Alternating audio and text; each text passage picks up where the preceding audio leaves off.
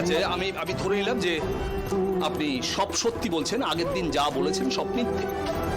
কিন্তু আগের দিন আপনি যে ছবিটা কোর্টে পেশ করেছেন, যেখানে আমরা পরিষ্কার দেখতে পেয়েছি যে অনিকেত মল্লিক আপনাকে টাকা দিচ্ছে, সেই ছবিটাও তাহলে ভুয়ো? হ্যাঁ স্যার, ভুয়ো। এখন কম্পিউটারে সব কিছু তৈরি করা যায়।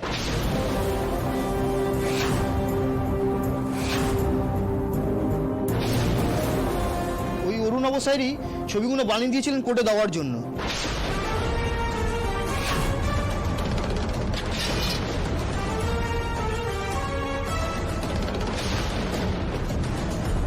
আমি গুন্ডা হতে পারি, কিন্তু আমি গরিব মানুষ, টাকার দরকার স্যার আমার।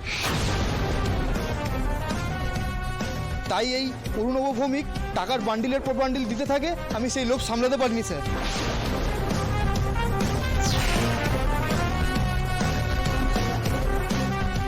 তাই মিথ্যে সাক্ষী দিয়েছিলাম। তবে আজ যখন পুলিশ আমায় ধরেছে, আমি আর মিথ্যে বলতে পারছি না। গুন্ডামি করলেও মানুষ তো, তাই আমি সত্যিটা বললাম।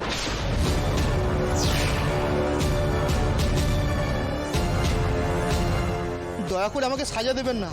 আর দিদি ভাই, একটু দেখবেন যাতে আমার সাজা না হয় দিদি ভাই। শেষ করে ফেলবো আমি, বাঁচবি না আমার হাত থেকে। লাস্ট ওয়ার্নিং দিচ্ছি, মিথ্যা কথা বলিস না।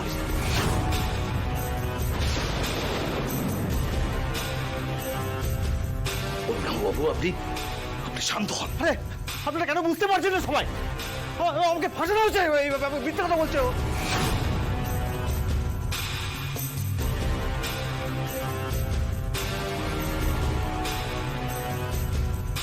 কেস করেছে, আমি না আবার মাঝখান থেকে ভেসে চাই। দেখেছেন জজ সাহেব, এই অরুণাভ ভৌমিক মহামান্য আদালতের সামনে দাঁড়িয়ে খুনের হুমকি দিচ্ছেন।